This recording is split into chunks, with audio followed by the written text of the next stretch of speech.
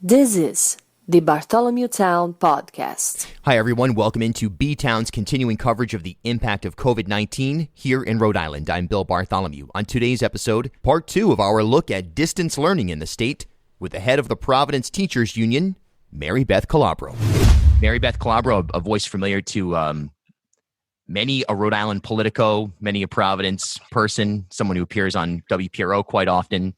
And this is actually the first time we've had a chance to speak, so I appreciate it a lot. It is. Thank you for having me. Of course. All right. So in a nutshell, I guess, how has the distance learning program gone for Providence Public Schools? What are you hearing from your members and by and large from even students, parents, administrators?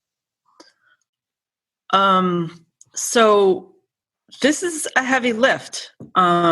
It's a lot. It's a heavy lift for everybody. And I think that teachers did an outstanding job getting their work ready and getting Google Classroom up and learning new ways to instruct virtually. You know, this is new for all of us. We're not used to distance learning, virtual learning, however, whatever we want to call it. Sure. And so what we have to be mindful of, all of us have to be mindful of, is that not only are we doing distance learning, but that we are in the middle of a pandemic. And so our kids, their families, our teachers and their families are all struggling with the same issues. And then they have their own issues. So we have the issue of the pandemic and how scary and frustrating and how confining this pandemic is. And then we have equity and access issues within our city, right, in terms of, our students who don't all have access to, Wi-Fi. They don't have the same access. They don't have, 4G, 5G. They don't have the same bandwidth. They have 4 and 5 siblings or 2 or 3 siblings on. Mom and dad are on. It's a lot. There's a lot going on. Mom and dad are not employed right now because they're in a service industry. There's a lot of stress in the house. So what we have to do, and it's important, that we maintain the learning. It is important that we maintain learning. And like the governor said, some learning is better than no learning at all. But we also have to be thoughtful about self-care. And so for teachers, for students, for parents, everybody needs to just take a breath and think about how we need to support each other and keep in mind that we're not in the brick and mortar, right? It's not a typical day in school. And so we're not in classrooms where we have all our materials, and we're not in classrooms where the students are getting to see their friends and getting to see and interact with their teachers. Yes, we're interacting, via Zoom and and Google Hangout and things like that, but there's not the human connection that we typically have in schools. And those are all factors that need to be considered while we're doing this distance learning. Right. It's like I said, I said before, we're doing a good job. And we're doing the best that we can, but it's messy. It's not clean. It's not it's not pristine, but it's the best that we can do. And at the end of the day, if we're talking to our kids and we're meeting our kids and we're supporting our kids and they're learning something, that's great. But there's a lot of pressure on everyone. And there needs to be an acknowledgement of that pressure. Absolutely. And, I'm afraid that the amount of pressure is not sustainable.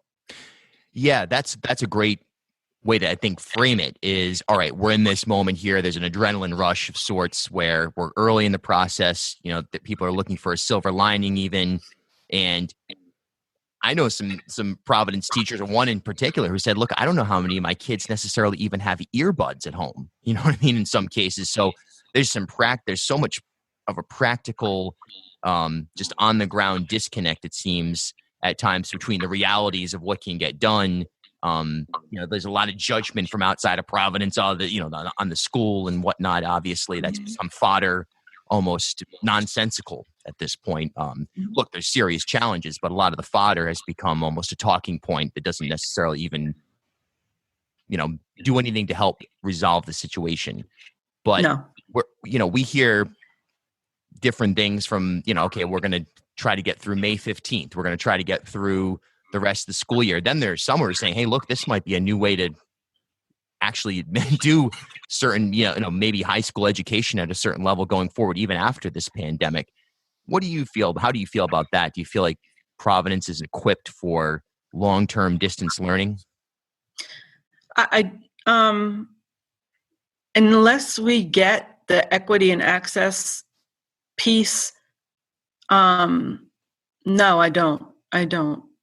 We have students. We have a wide variety of students, like everybody else does, but we have more, and a more targeted group of students that have special needs, and we have more students that are multi-language learners, and we have more students that have just come to this country with with English is not their language at all right now. And so we have a lot of different layers of instruction and need that we're trying to address, but I don't believe that we're addressing it at the level that we do when they're in the schools. So in terms of this being like something that we could supplant the current educational system with, I don't believe that we could possibly do that. Yeah. and service those special populations at all. I also think that there is a lot to be said for the relationships that have been built. I have, elementary school teachers, middle school teachers, and high school teachers telling me that I was on a Zoom in a classroom yesterday, and the kids were like, Miss, I never thought I'd say this, but I really want to come back to school. I miss the teachers, I miss Right. kids, I miss my friends, I even miss the kids I don't like. There's a lot to be said for those relationships and interactions, personal interactions. And that's a huge piece of what's missing with this distance learning. And so I think it's sufficient for the time being. And I think that teachers across the state, but I can speak for I think the teachers across the state are doing a fantastic job. But in terms of my teachers have done an incredible job. They're working from 8 to 3:30. They have off from 11 to 1, and most of them are taking professional development from 11 to 1 to increase their skills at online or distance learning. And they're on Zoom and they're interacting with their kids the majority of that time. That's exhausting. It's exhausting. I am literally in bed. I'm a night owl. I can stay up till 2, 3 o'clock in the morning. I answer emails at 3 o'clock in the morning. I'm in bed at 8 o'clock. Yeah. And I'm asleep by probably 8:15. Wow. So this is probably one of the most difficult things that my teachers have ever had to do. And they're upset and they're sad and they're stressed and they're frustrated because they can't reach out to the kid and they can't support in the ways that we do when we're face to face. And there's things that happen in a classroom between a teacher and a student where you can see body language and you can see facial expressions that you can't necessarily see in a computer, that show frustration, anxiety, stress, fear. And so these are the things that my teachers worry about. When we end today and they have 2 days off, are they going to be fed? Or not all of them, but some of them won't have food. Some of them will be in very stressful, traumatic situations. These are things that keep teachers up at night. Those are all things that we're mindful of constantly during the day. But there's no avenue or vehicle with this interaction on the computer for kids to take us aside and say, "Oh, miss, this is happening. Oh, miss, I need this for my house," or can you get me a notebook, or can I borrow $5? I need whatever. That's not happening. And so there are huge gaps in what we're allowed to do through distance learning. And so yes, it's a stopgap, and it's working in that we're able to interact with our kids every day, and that some learning is going on, and that's great. But do I see it as supplanting what we do? Absolutely not. Absolutely not.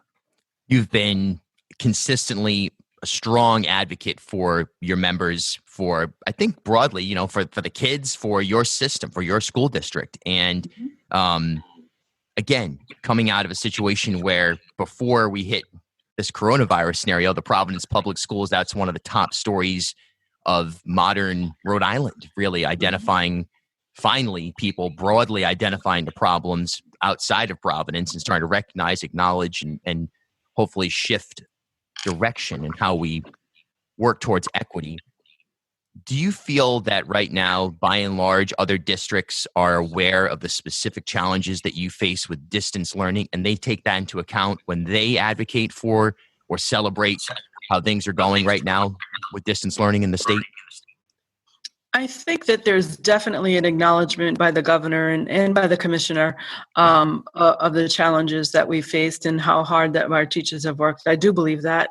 The governor herself has acknowledged in her press conferences the work that some of our teachers have done, or all of our teachers in general, but she has specifically called out some of the work that our teachers have done.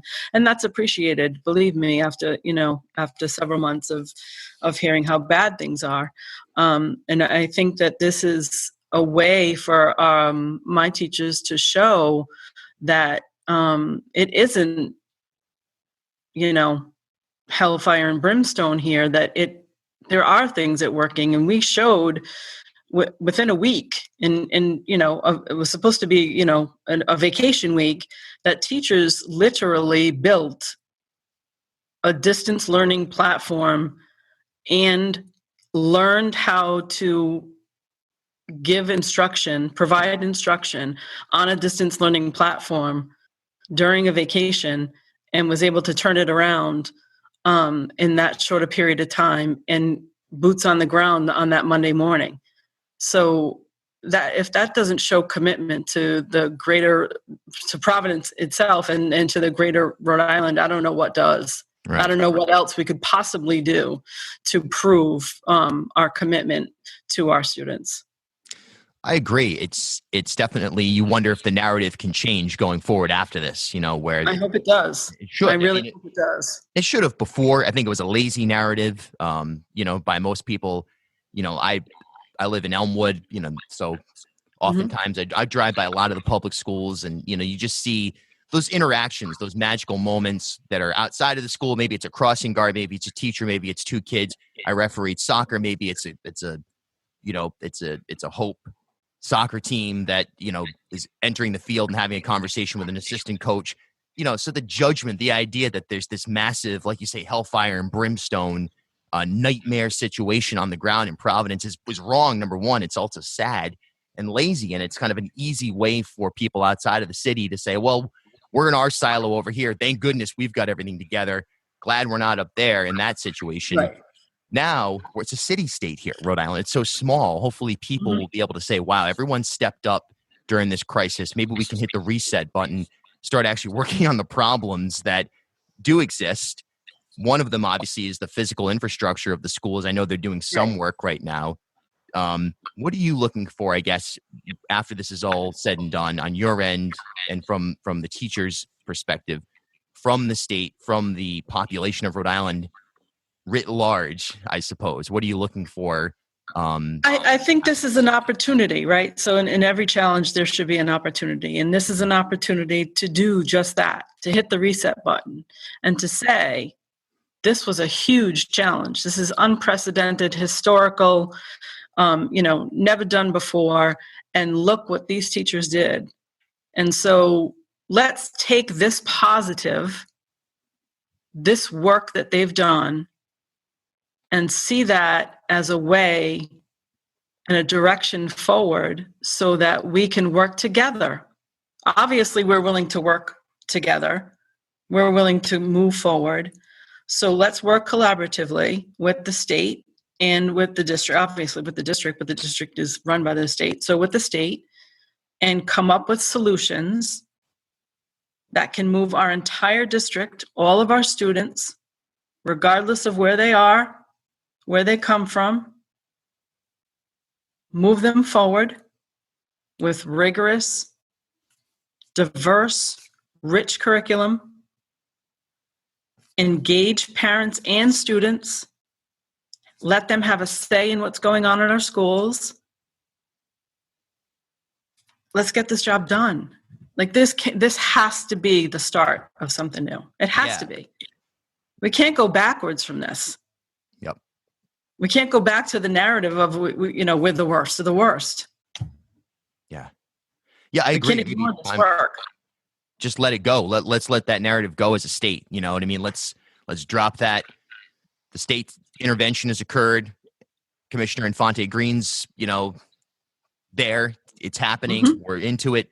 We hit this crisis. Let's move forward from here and again hit that reset button. I completely agree. It's a waste of time. Button. We showed you what we could do. Let's capitalize on it.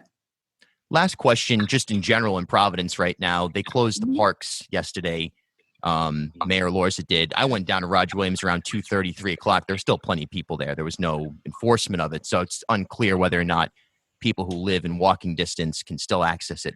That's got to be a concern for you, for kids, just being able to get out, get vitamin D, get exercise. I mean, not necessarily saying they should be playing, pick up basketball right now or anything like that, but there's got to be some outlet. What do you see as a solution to that right now? It's so hard because the day before yesterday when it was really, really nice out, I was like, hey kids, open your windows, go take a walk outside. And then, everybody on Facebook and Twitter was like, oh, there are people playing pickup basketball and soccer games. And I thought to myself, did I do that? Right. I'll probably get blamed for it, but, it's a fine line, right? Our kids don't understand. They're kids. They don't understand the global ramifications. They don't understand the big 30,000 foot view of why we're asking folks to stay 6 feet apart. Hell, adults don't. I just drove by a market and it's packed with people and people coming in and out. Nobody's got masks on. They don't even have if we can't explain that to adults and adults don't rationalize that, how are we going to explain that to a 6, 7, 8-year-old? Come on. Exactly. They want to go out and play with their friends. They want to, play soccer, push off each other. That's what they want to do because they're kids. If we can't get adults, hopefully, clear thinking adults to figure this out, then, we can't expect our kids to think about that. That's the quote of this whole thing right there. I honestly, because I've seen the same thing in the grocery store. I went a couple of days ago. I had mask and gloves. I even wore a poncho. Part of the reason is because I was on antibiotics before, so I have a lowered immune system. It's something theory, whatever. And I felt like I was back in, 6th grade in gym class when someone threw a dodgeball in my face because I was wearing pink or whatever. It's, people by and large weren't in masks. We're talking adults here. So I think the narrative definitely has to shift away from, wow, those kids they're playing basketball. I mean, that is tertiary compared to full-grown adults who are blowing this off. And I think there's a 5-to-1 ratio from my perspective of people who are taking it seriously to people who aren't.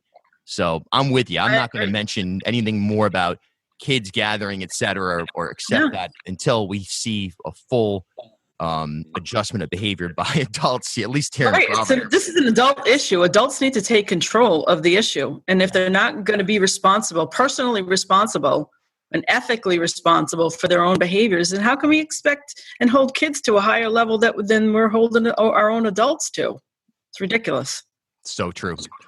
Maribeth Calabro, ladies and gentlemen, the head of the Providence Teachers Union, and our first conversation. I hope we can do this on the radio and on the podcast. This is the Bartholomew Town Podcast.